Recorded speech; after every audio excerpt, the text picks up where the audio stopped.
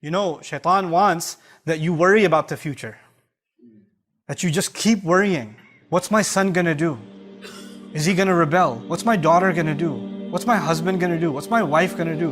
And you keep worrying about other people and what they're gonna do and how they're gonna feel.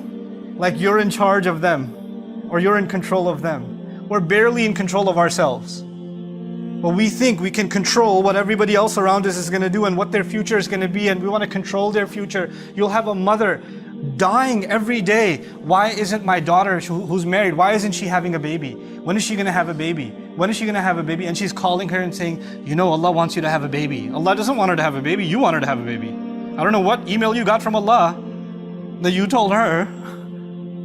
But this, in your mind, you just want these anxieties, worldly things that you want is all you think about for the future. I don't have it, I just worry about it. I don't know why I don't have it. And you're just consumed by that, completely consumed by that. It could be the most innocent of things, but shaitan wants you to be that way, because when you do that, you're not happy with what Allah has given you, number one. And you easily forget that the one in charge is Allah. And the one in control over everyone is Allah. I am actually not in charge of my children. Once they get to a certain age, what they do is between them and Allah. All I can be is an advice. That's all I can do. But their decisions are going to be theirs. If our Messenger ﷺ can turn to his daughter and say, Ya Fatima bint Muhammad, ittaqillah fa inni la amliku laki min Allahi shay'a. Fatima, daughter of Muhammad, be mindful of God yourself, because I won't have any control when it comes to standing in front of Allah. I won't be able to help you. That's what he tells his own daughter. So how do you and I think we have control over others, even within our family? He wants us to think we're in charge, and and that's actually something only Allah has the right to. But He consumes our minds with it. And of course, when you try to control people, it backfires. It never works. You can never control people. You can't control people. And when you can't control people, you get even more anxious, and you get, negative constantly. And when you become negative constantly, it's impossible for you to be grateful. Look at how the ayah is going to end. وَلَا تَجِدُ أَكْثَرَهُمْ شَاكِرِينَ. You're not going to find most of them grateful, because they're going to be negative all the time. They're going to be anxious about the future all the time. What's going to happen to my job? What's going to happen with my money? Where's this going to come from? Where's that going to come from? What's going to happen to the health? What's going to happen to the kids? What's going to happen to this or that or the other? What if they find out? What if this happens? What if this one says this? What if that one does that? And you're just so overwhelmed by these petty things that you forget that Allah controls the future. That Allah owns it, not you, not me.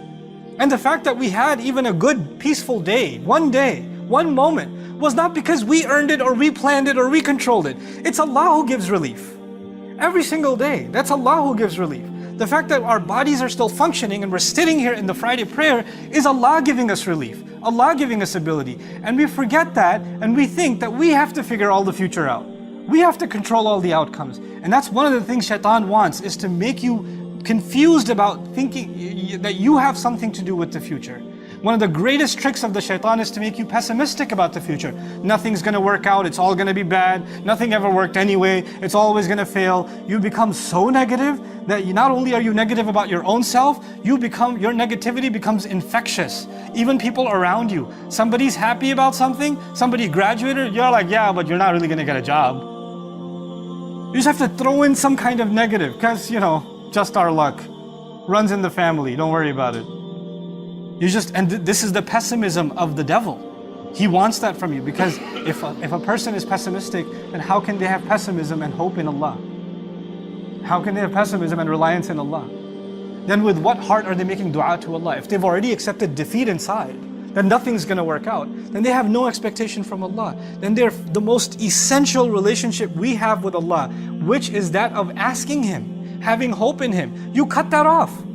You're hopeless. And what is shaitan by definition? He's hopeless. By definition, he's hopeless. And he wants you to become hopeless. These are his attacks from the front.